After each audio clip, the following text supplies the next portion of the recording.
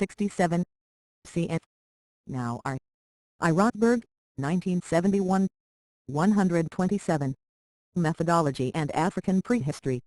Lacked the expertise and the goodwill to understand it and were mainly concerned to expose its errors and barbarism. On the other hand, they knew local languages and were thus in the better position than others to gain an insight into the social framework. Sometimes they showed an interest in history and started to collect oral traditions. In the 19th century, the bulk of narrative literature originates with the explorers.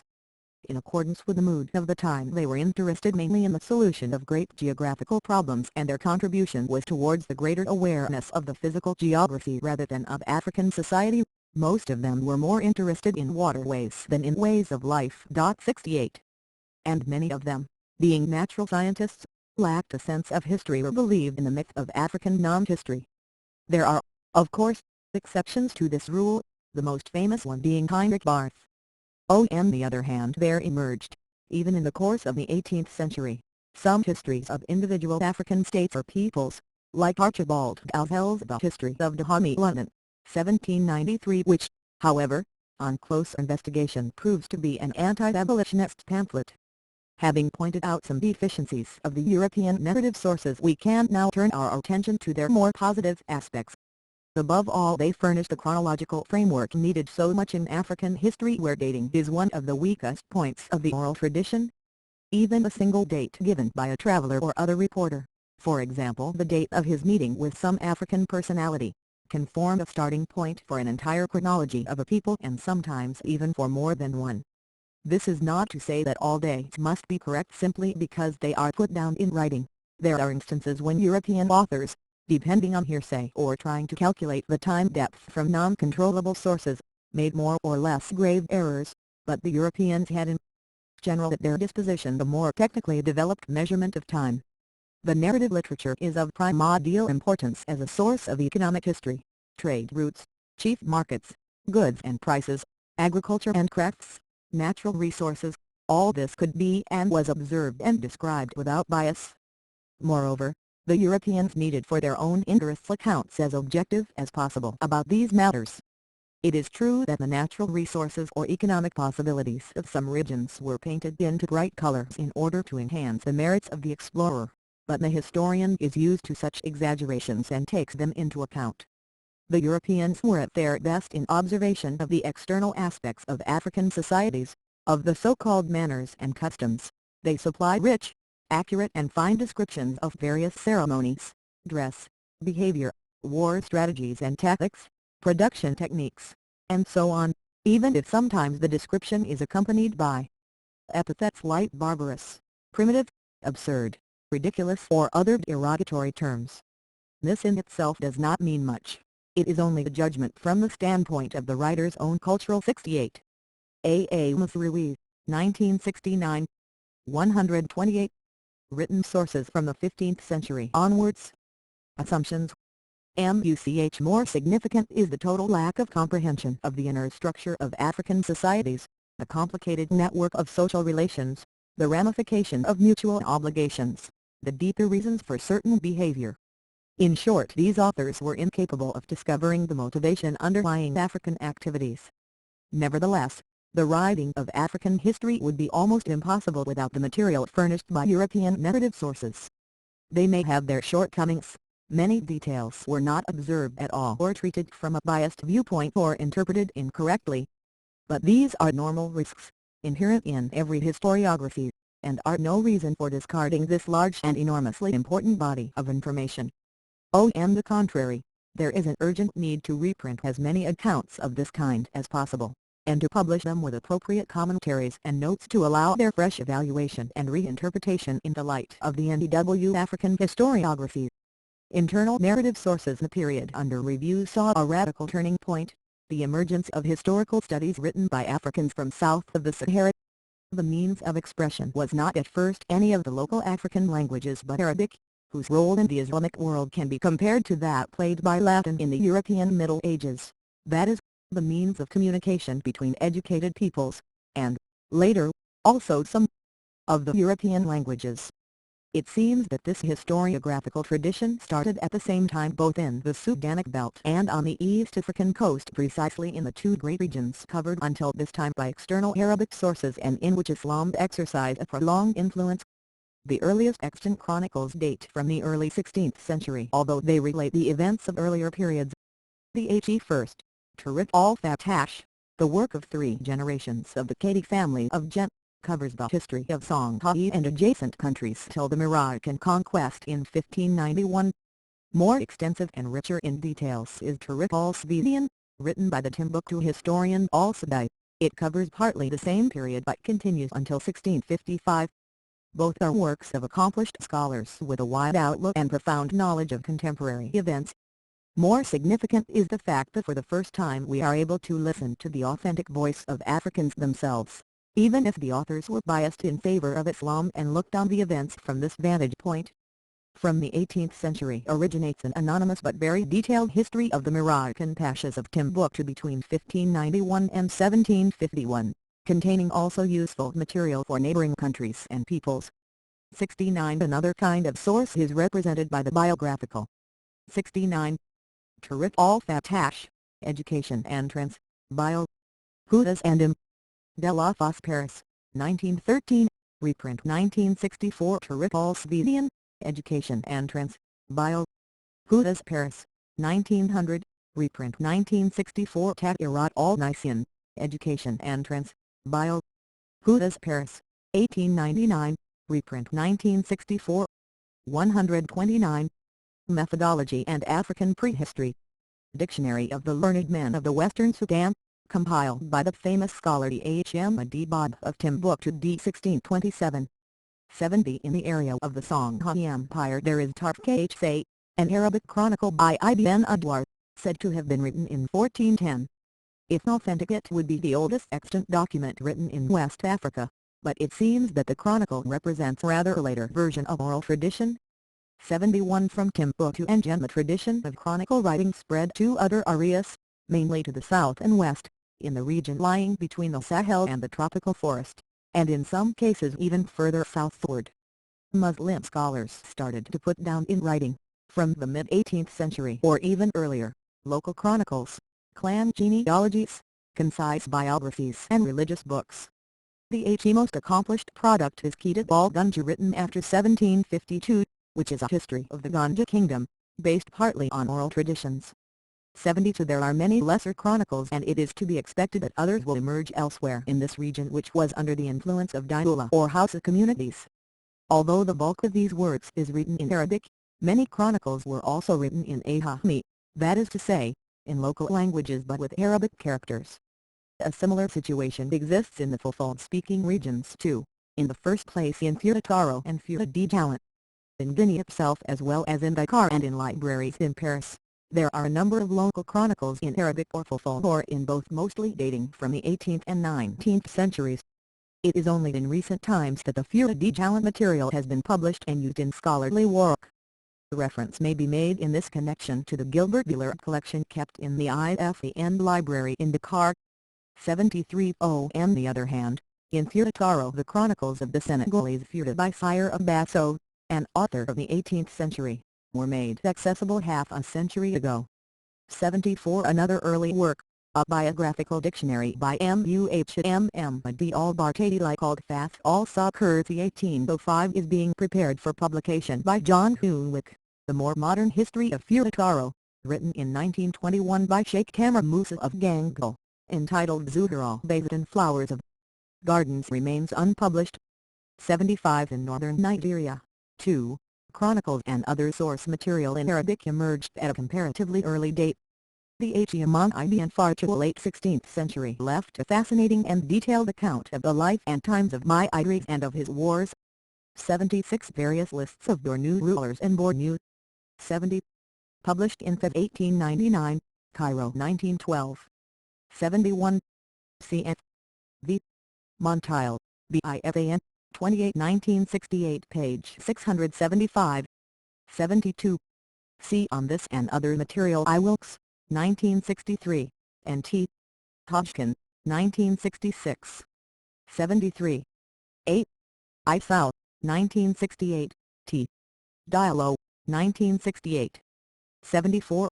Translated by M. Delafosse and H.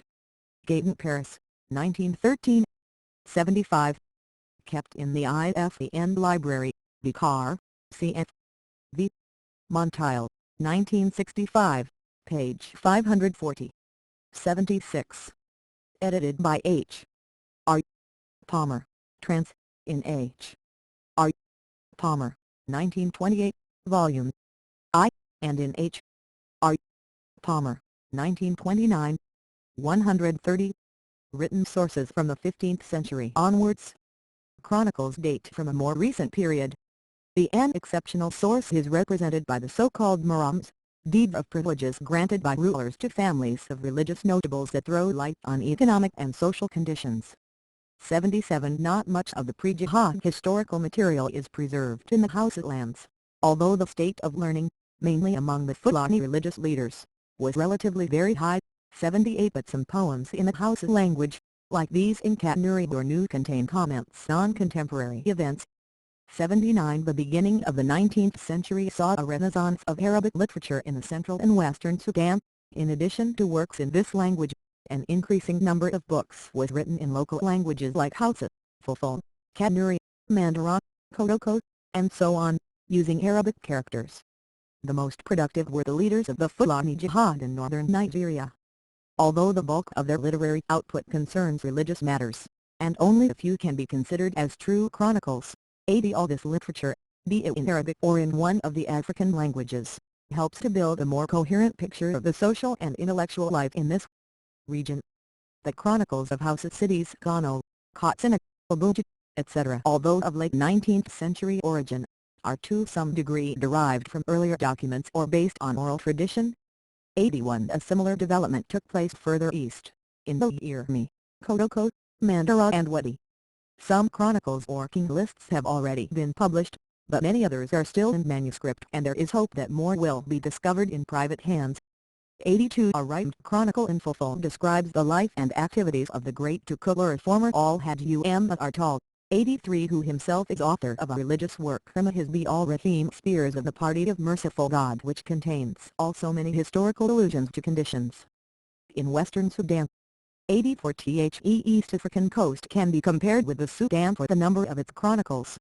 There are chronicles of individual towns written in Arabic or in Kiswahili in Arabic script giving lists of kings and accounts of 77. Collected by H. R. Palmer, 1928 and 1936, cf. Also Y. Erdowi, 1941. 78. M.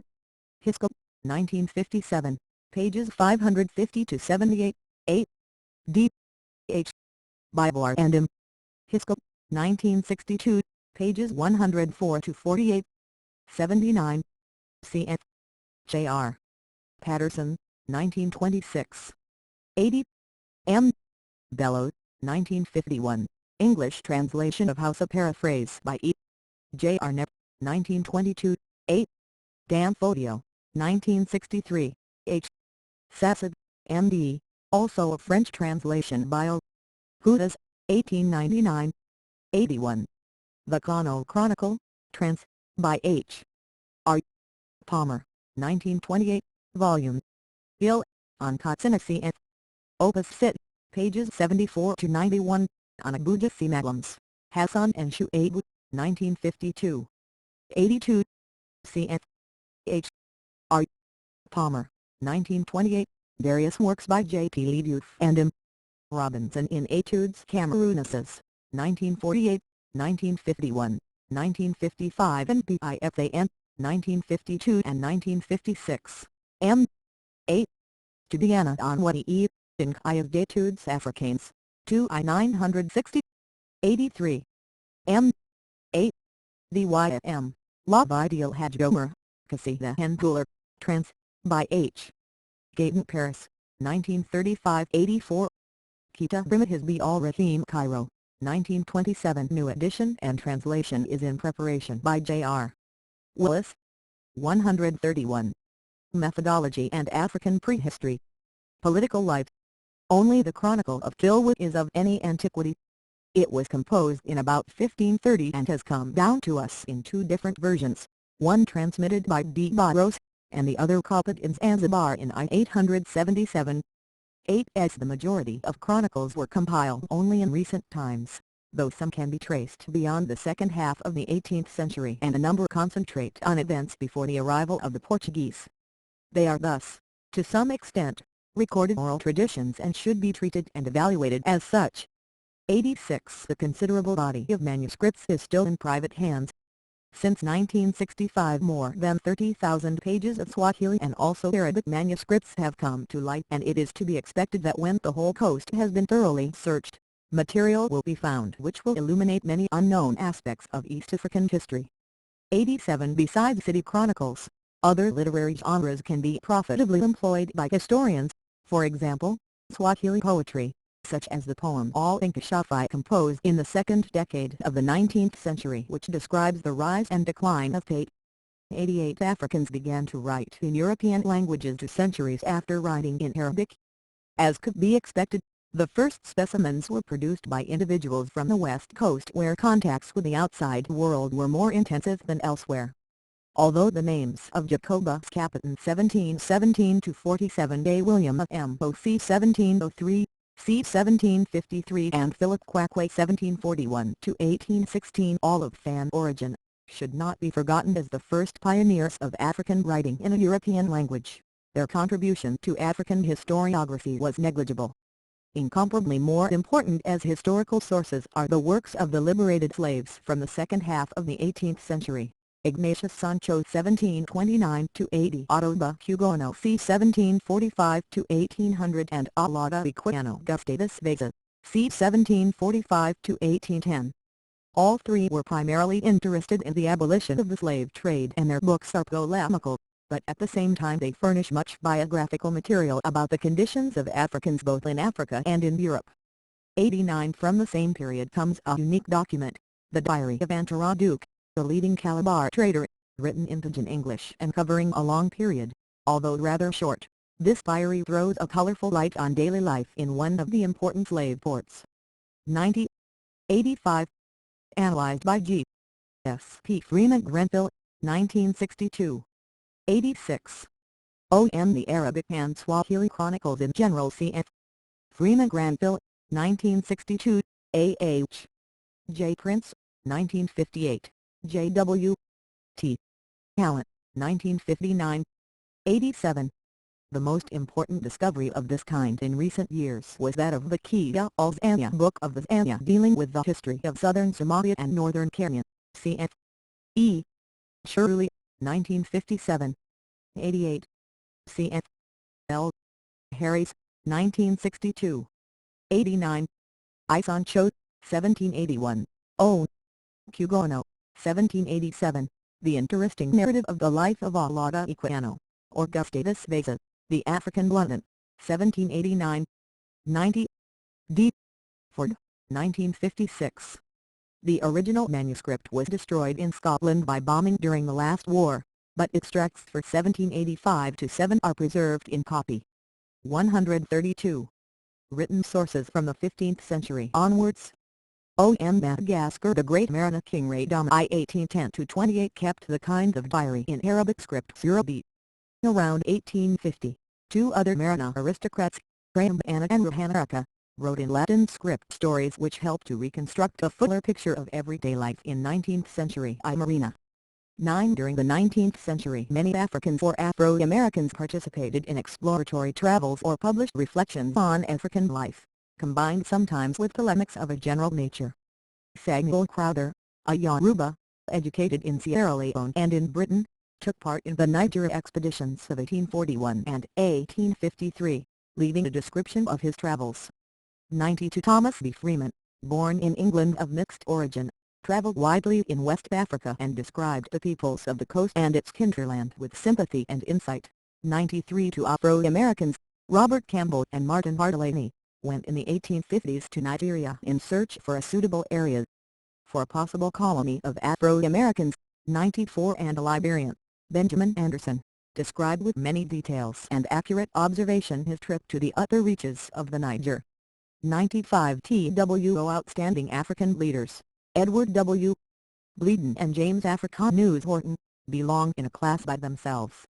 Some of Bleeden's books, papers and articles form in themselves a historical source, others have already the character of historical interpretation, but even so they are indispensable for any research dealing with the emergence of African consciousness.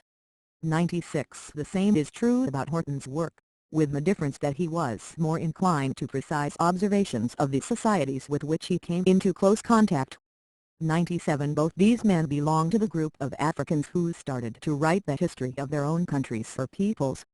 The first attempt, although with more emphasis on ethnography, was undertaken by Abbé Boilet, the St. Louis mulatto, in his Esquisses Sénégalaises. 9 A greater interest in historical writing, based mostly on oral tradition, was shown in those parts of the continent under British influence, but only at the end of the 19th century. C. S. Riendors, A.G.A., published in 1895 in his History of the Gold Coast and Ashanti and is considered to be the first modern historian of African origin. With him and Samuel Johnson, whose History of the Yorudas is contemporary with Riendors' book, but published only as late as 1921, starts the uninterrupted chain of African historians, at first amateurs in 91. H. Bertier, 1933, Manuscript de Rayumbana et Radhanaraka, Bull, de l'Académie Melgag, 1937 pages, 49-76. 92. C.S. Journals of the Ref. J. Schoen and Mr. Crowther London, 1842 S. Crowther, I-85 S. 93. T. B. Freeman, 1844. 94. R. Campbell, 1861, M. R. Delaney, 1861. 95. B. Anderson, 1870. 96. C. Bleeden, C.F. H. R. Lynch, 1967. 97. J. A. B. Horton, 1870. 98. Paris, 1853. 133. Methodology and African Prehistory.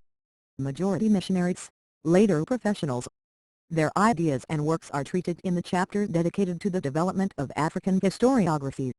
All these narrative sources, be they written in Arabic or in the various African and European languages, form a vast and rich body of historical material. They do not, of course, cover all aspects of the historical process, and are regionally limited, in some cases offering only a fragmentary picture. Those written by Muslims often show a pronounced Islamic bias that appears clearly in their dealings with non-Muslim societies. The authors of narrative sources in European languages were at the same time Columbicists campaigning either against the slave trade or for equality and thus inclined to be one-sided.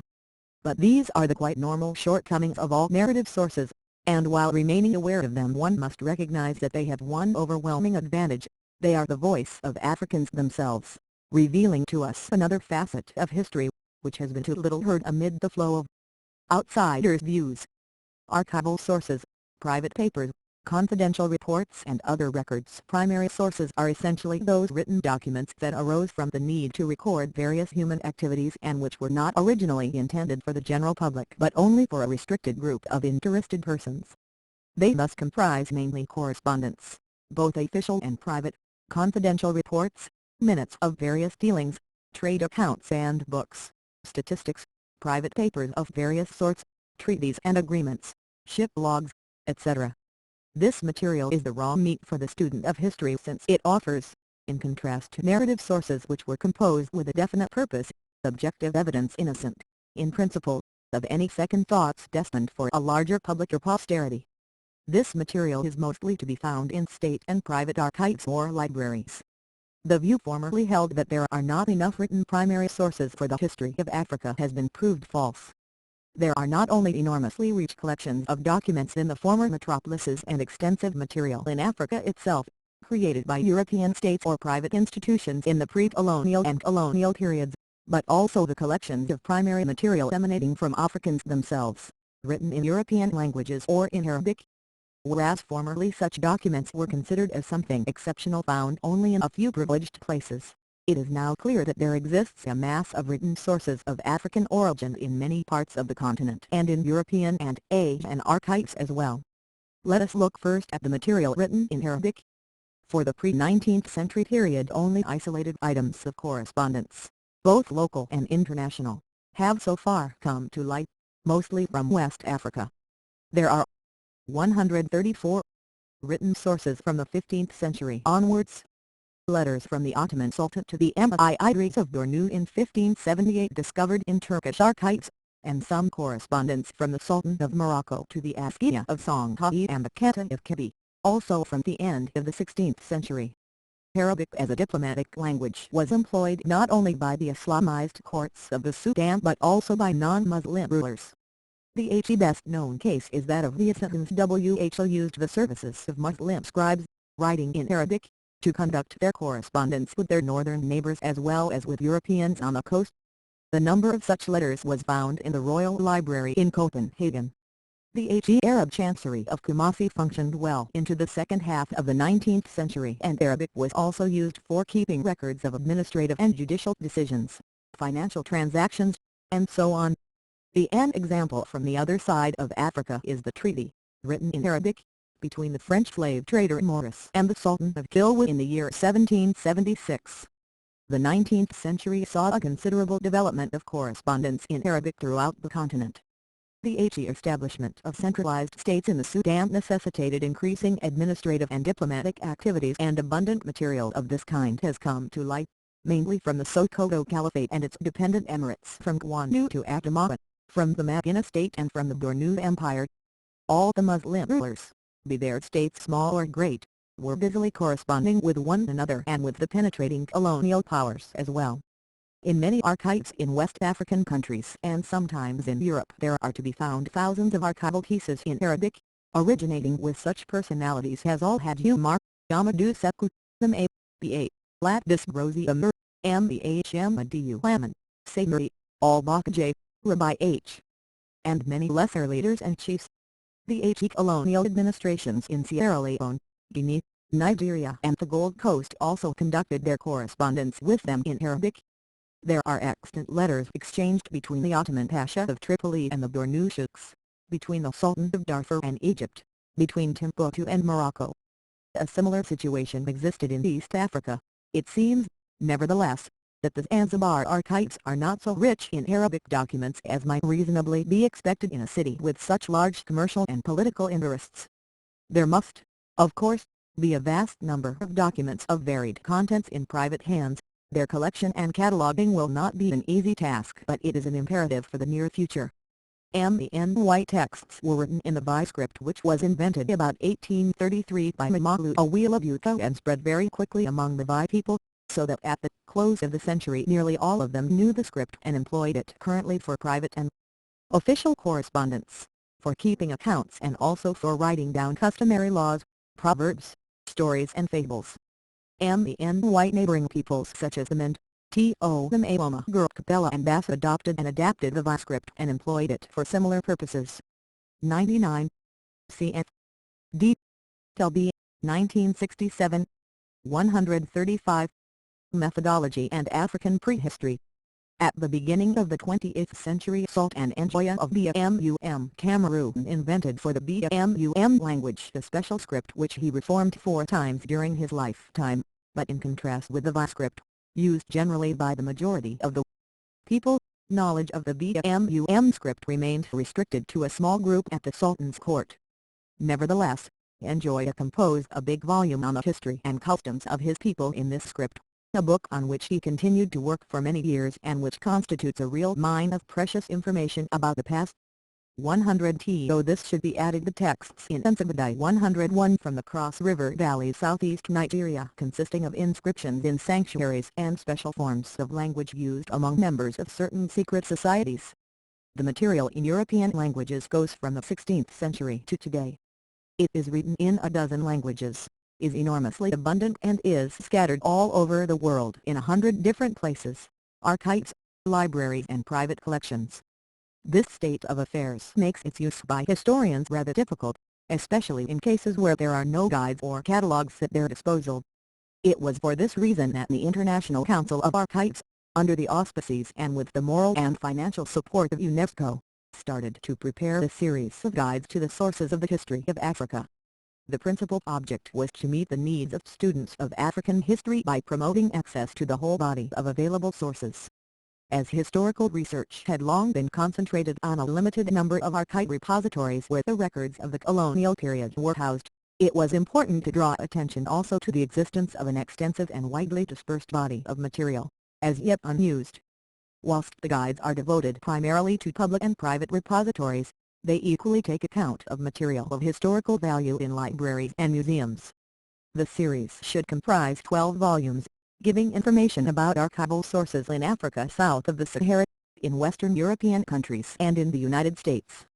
So far the following volumes have been published: Volume I, Federal Republic of Germany 1970, Volume 2, Spain 1971, Volume 3, France 1 1971, Volume 4, France, II 1976, Volumes 5 and 6, Italy 1973-4, Volume 8, Scandinavia 1971 and Volume 9, the Netherlands 1978. Volume 7 is planned for the Holy See. The volume for the United Kingdom and Ireland has already appeared separately 1971, as well volumes for Belgium and the United States, but these follow the same method of presentation.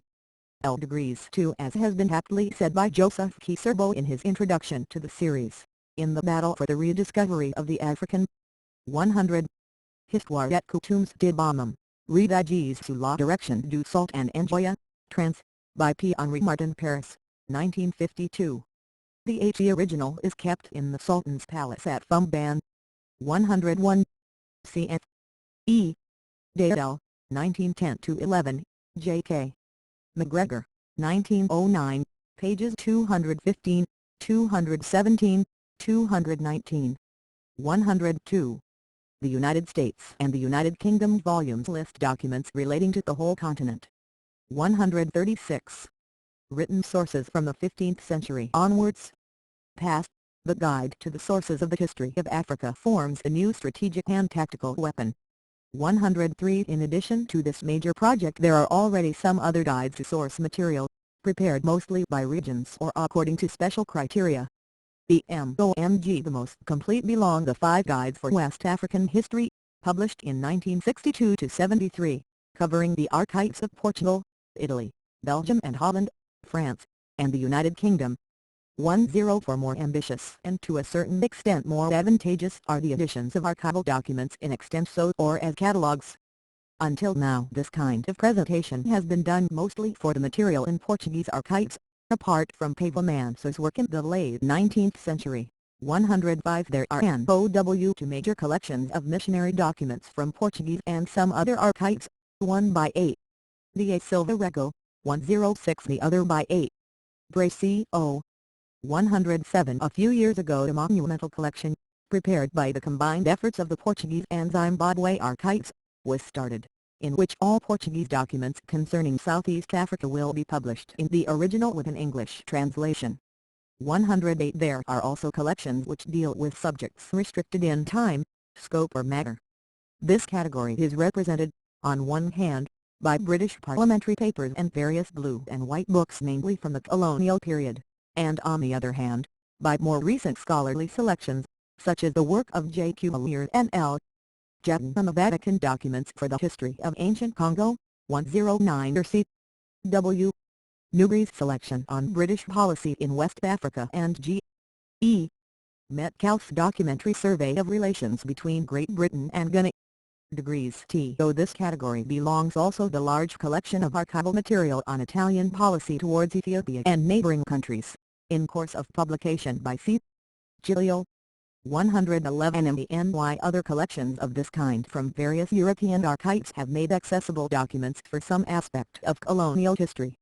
The weakness of these selections lies precisely in their selective character, because each compiler follows, in choosing his material, his own subjective rules, whereas 103. Quellen zu Geschichte Afrikas Südlich der Sahara in den Archiven der Bundesrepublik Deutschland Guide to the Sources of the History of Africa Volume I. Zug, Switzerland, 1970. Preface, PBII. 104. Guides to Materials for West African History in European Archives, University of London at the Athlone Press P. Tarson, 1962, 8. F. C. Ryder, 1965 8. R. Gray N. D. Chambers, 1965, P. Carson, 1968. 105. P. Manso, 1877. 106. 8. D. A. Silva Rego, 1949-58. 107. 8. Bray C. O., 1952. 108. The Historical Documents of East and Central Africa, Lisbon Salisbury, since 1965. It will comprise about 20 volumes. 109. J. Q. Lear and L. Jetton, 1954. Note. C. W. Newbury, 1965. G. E. Metcalfe, 1964. In. C. Giglio, 1958. 137. Methodology and African Prehistory. A student doing research requires all the information and complete documentation. In every independent African state there now exist governmental archives that also keep material inherited from the former colonial administration. Although in some countries printed guides or catalogues have been published, most archives in Africa are still in the process of being systematically arranged and described. 112. A series of guides, such as are now being published for European archives, is at present an urgent necessity for all archives in Africa, state or private. Government archives in Africa have their useful as well as their negative sides, compared with the deposits in former metropolitan cities. With a few exceptions, the keeping of detailed records began in Africa a note earlier than the IADOS, and there are many gaps in the material. These shortcomings must be balanced by other sources, the most important being missionary and business records and papers in private hands, and, of course, the archives in European capitals. On the other hand, the advantages of archives created in Africa over those in the former metropolitan capitals are numerous. The quantitative difference lies in the fact that in the African archives materials and records are preserved which have a more specialized bearing on the local situation, whereas the colonial archives in Europe mainly contain documents on the policy of the colonizing power. They often conserve records from the pre-colonial period such as reports of the first explorers, information collected by traders, officials and missionaries in the remote interior, reports that were not considered worthy of sending to Europe but which are of unusual importance for local history. These archives contain, too, a much greater number of documents originating with the Africans than those in Europe.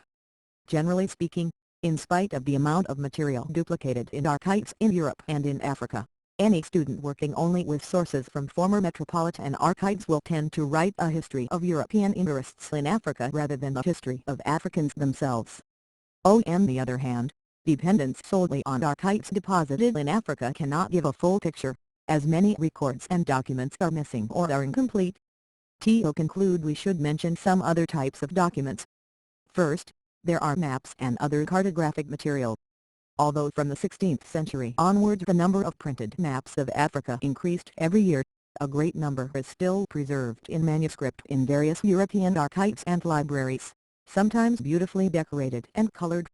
On these maps we can often find the names of localities no longer existing today or known by another name, but mentioned in other sources, be they oral or written. For instance, the number of Eastern Bantu peoples have traditions of migration from an area called Shangwaya. No locality of this name is known at present, but on some of the old maps, for example, that of Van 112. For a survey of the situation on the eve of independence, CPD. Curtin, I-960, pages 129 to 47. 138. Written sources from the 15th century onwards.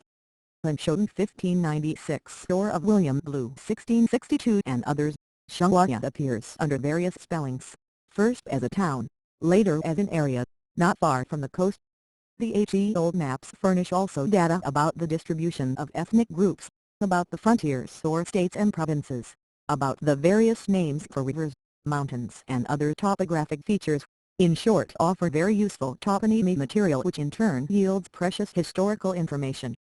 The working example of how to use cartographic material for historical purposes was demonstrated by W. G. L. Randys in his Southeast Africa in the 16th century. 11.3 The relevance of this material has already been recognized, and the historian has at his disposal the great work by Yusuf Amal, Monumenta Cartographicae Africae et Egypti, which contains also many narrative texts in the original and in translation, but stops chronologically just in the 16th century.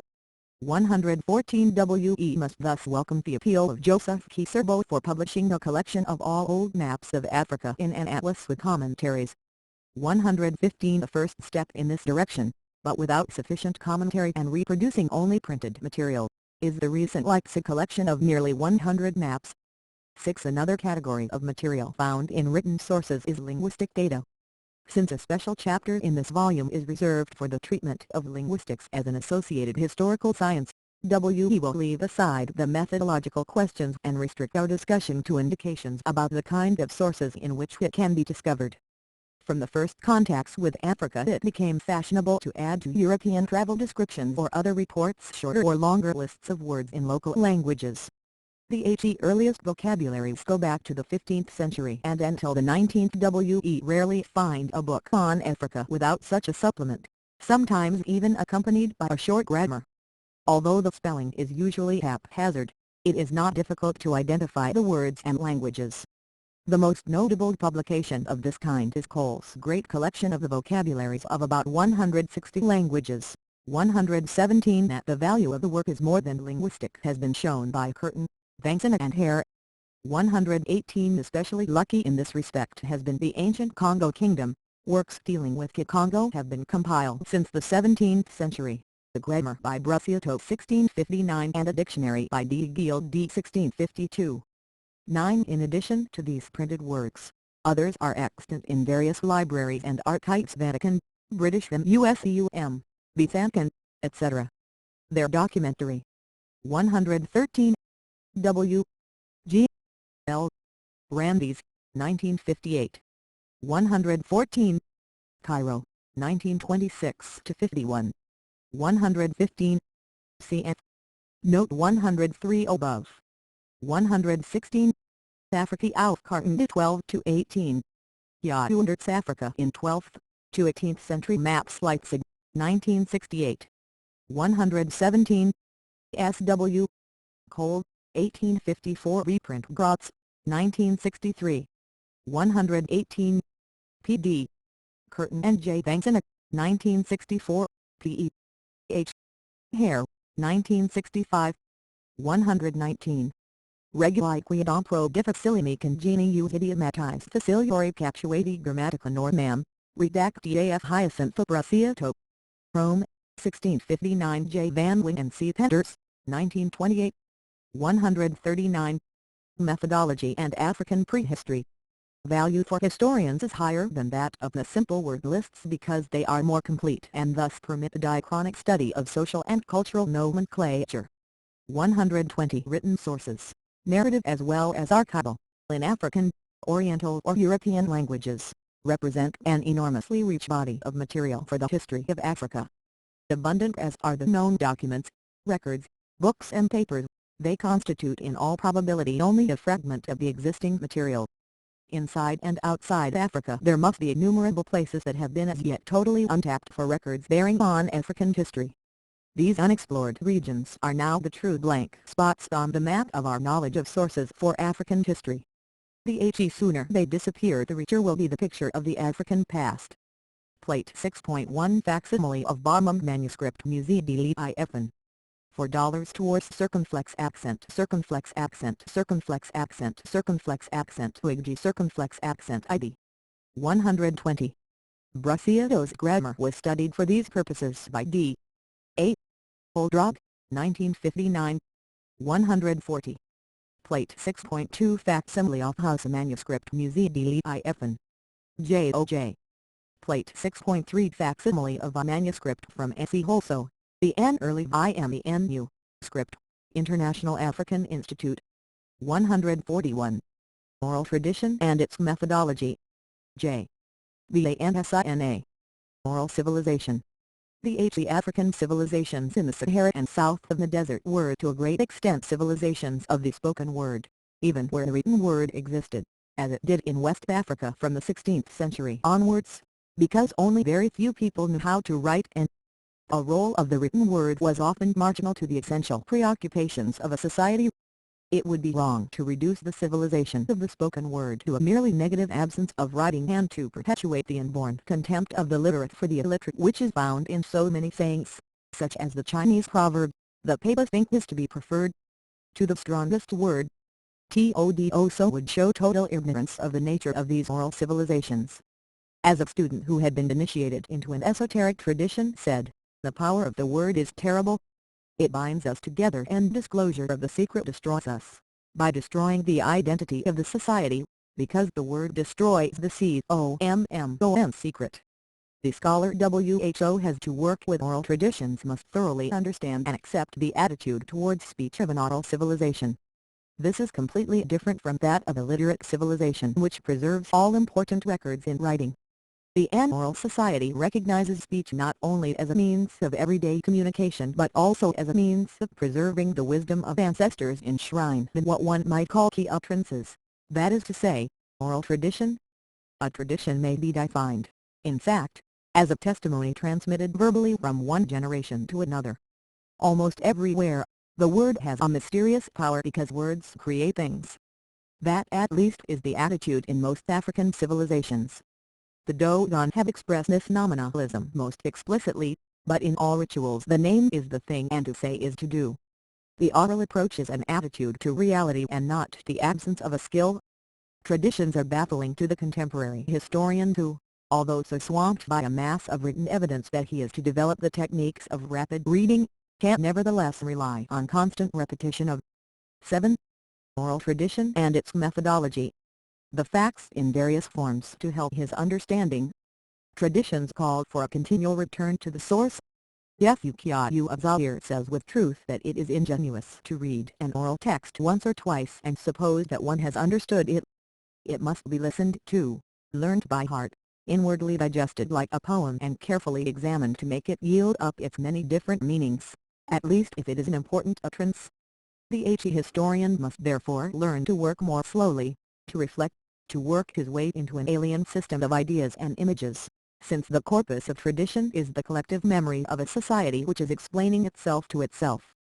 Many African scholars, such as Adeoyuhampe Baorbubo HMA, have expressed this reasoning very eloquently.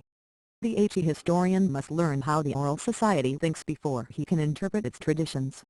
Nature of oral tradition. Oral tradition has been defined as a testimony transmitted orally from one generation to another.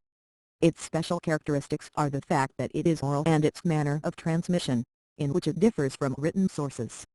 The oral tradition is complicated and it is not easy to find a definition which covers all its aspects. The written record is an object, the manuscript, a tile, a tablet. But a verbal record can be defined in several ways, because a speaker can interrupt his testimony, correct himself, start again, and so on. A rather arbitrary definition of a testimony might therefore be all the statements made by one person about a single sequence of past events, provided that the person had not acquired new information between the various statements. In that case, the transmission would be contaminated and we should be faced with a new tradition. Some people, in particular specialists like the griots, are familiar with traditions concerning a whole series of different events. Cases have been known of a person reciting two different traditions to account for the same historical process. Rwandan informants related two versions of a tradition about the Tutsi and the Hutu, one according to which the first Tutsi had fallen from heaven and had met the Hutu on earth, and the second according to which Tutsi and Hutu were brothers. Completely different traditions, the same informants and the same subject. That is why the phrase "a single sequence of events" has been included in the definition of a testimony. Lastly, everyone knows the case of the local informant who tells a composite story, based on the different traditions he knows. A tradition is a message transmitted from one generation to the next. But all verbal information is not tradition. The eyewitness's verbal testimony must first be singled out. This is of great value because it is an immediate source, not a transmitted one, so that the risks of distorting the content are minimal. any valid oral tradition should in fact be based on an eyewitness account. Rumor must be excluded, because although it certainly transmits a message, it depends by definition on hearsay. Hence its grapevine character. It becomes so distorted that it can be of value only as expressing a 143. Methodology and African prehistory. Popular reaction to a given event. That too can give rise to a tradition when it is repeated by later generations. Finally, there is the true tradition, which transmits evidence to future generations. The origin of traditions may therefore lie in eyewitness testimony, in a rumor, or in a new creation based on different existing oral texts combined and adapted to create a new message. But only the traditions based on eyewitness accounts are really valid. The historians of Islam understood that very well. They developed a complicated technique to determine the value of the different hadiths, or traditions purporting to be the words of the Prophet as recorded by his companions. With time, the number of hadiths became very large, and it was necessary to eliminate those for which the chain of informants is not linking the scholar who had recorded them in writing to one of the Prophet's companions could not be traced. For each link the Islamic chronicler worked out criteria of probability and credibility identical with those employed in present-day historical criticism. Could the intermediate witness know the tradition? Could he understand it? Was it in his interest to distort it? Could he have transmitted it, and if so, when, how and where? It will be noticed that the definition of traditions given here implies no limitations other than verbalism and oral transmission. It therefore includes not only evidence like the chronicles of a kingdom or the genealogies of a segmentary society, which consciously set out to describe past events, but also the whole oral literature. The latter will give details about the past which are all the more precious for being an unconscious testimony and are also an important source for the history of ideas, values and oral skill. Traditions are also literary works and should be studied as such, just as it is necessary to study the social environment which underlies the content of every expression of a given culture.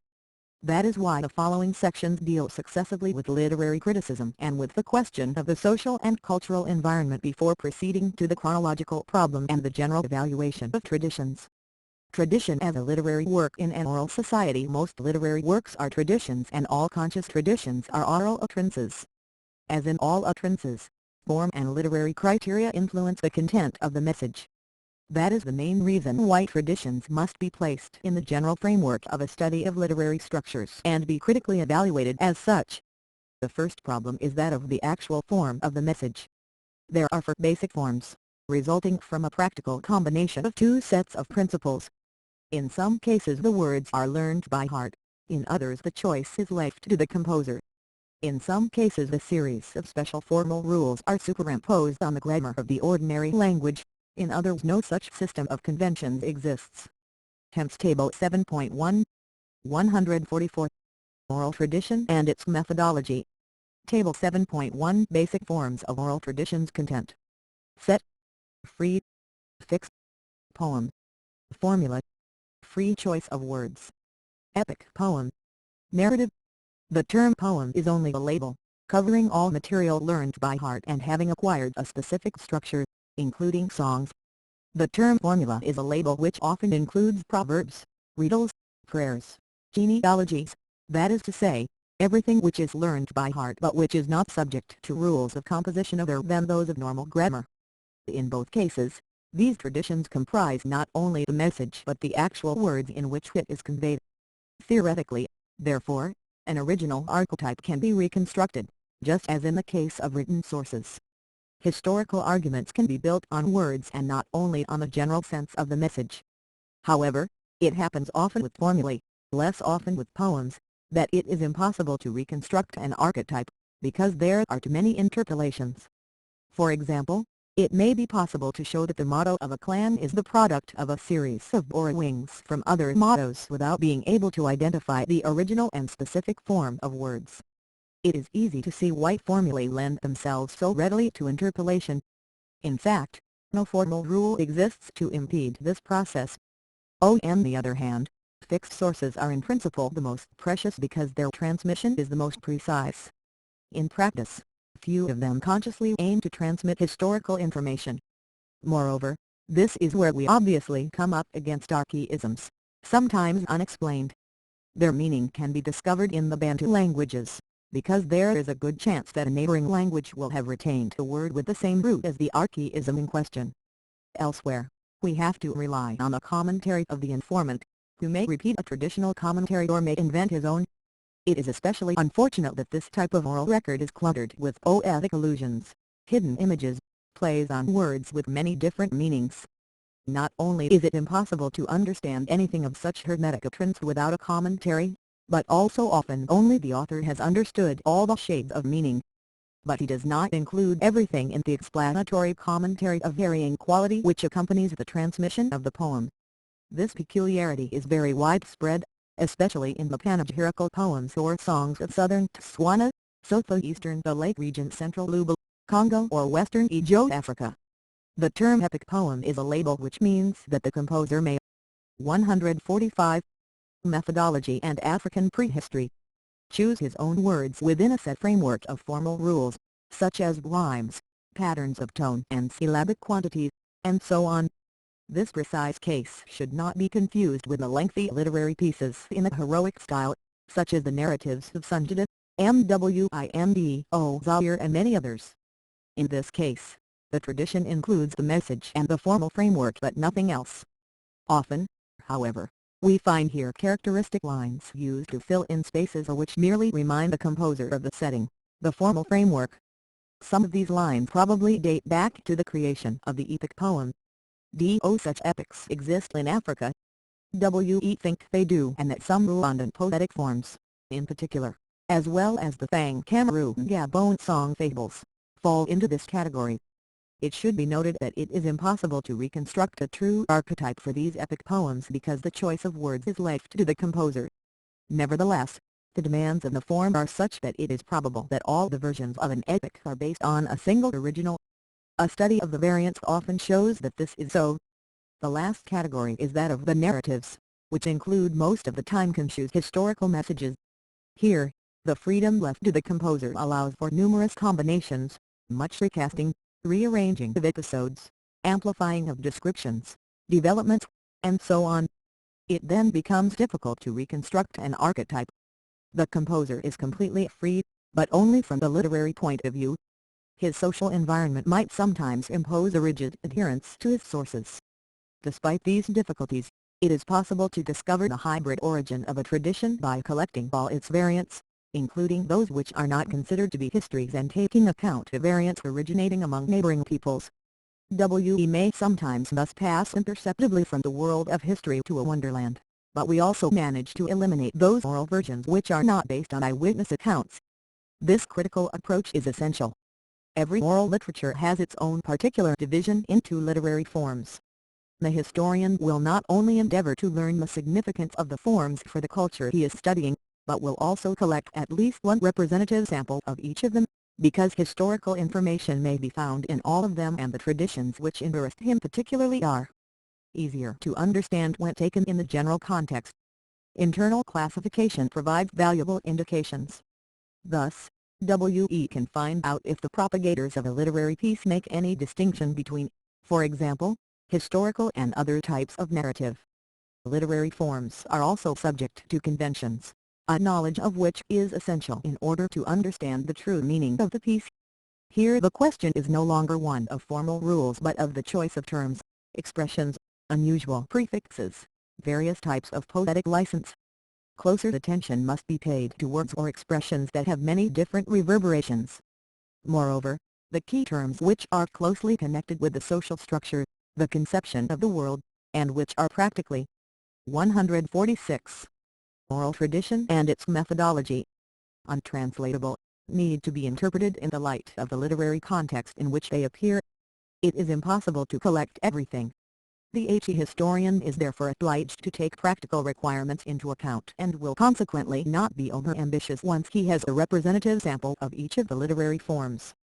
Only by cataloging the various types of narrative belonging to the particular ethnic group being studied, or to other such groups, is it possible to discern not only favorite images or expressions but also the stereotyped episodes, for example, in those narratives which might be called migratory legends wandersage. For instance, The Luba narrative from the shores of Lake Tanganyika tells how a chief rid himself of another by inviting him to sit on a mat under which a pit had been dug, containing sharp-pointed stakes. The chief sat down and was killed. The same scenario can be found, not only from the Great Lakes to the ocean, but also among the Fula of the Liptako Upper Volta, the House of Nigeria and the Masi of Yatega Upper Volta. The importance of these stock narrative themes is obvious. Unfortunately, we possess no useful reference book dealing with them, although H. Bauman mentions a number of stock themes occurring in accounts of the origins of various peoples. It seems high time that practical catalogues were drawn up to enable these stereotypes to be identified. The so-called folk motif indexes are unwieldy and obscure, because they are based on minor characteristics, arbitrarily selected, whereas in African narratives the episode represents a natural unit, often highly characteristic and wider in scope than a motif, which would thus be easier to identify in a catalogue. And a stock theme of this kind is encountered, we have no right to reject as invalid the whole tradition, or even the part containing the sequence of events. We should rather explain why the stock theme is used. In the case mentioned, it simply explains that one chief eliminates another and adds a description of how it was done which is imaginary but pleases the listeners. Usually this kind of stock theme builds up explanations and commentaries on a basis of information which may be perfectly valid. Literary criticism will take into account not only the literal and intended meanings of a tradition, but also the constraints imposed on the expression of a message by formal and stylistic requirements. It will evaluate the effect of its aesthetic distortion, if one exists, and very often one did. After all, even messages from the past must not be too boring. It is here that observation of the social aspect of performances reflecting the tradition is of crucial importance. We say performance rather than reproduction because in most cases an aesthetic element is involved. If aesthetic criteria take precedence over accuracy of reproduction, there will be a strong aesthetic distortion which reflects the taste of the public and the art of the person.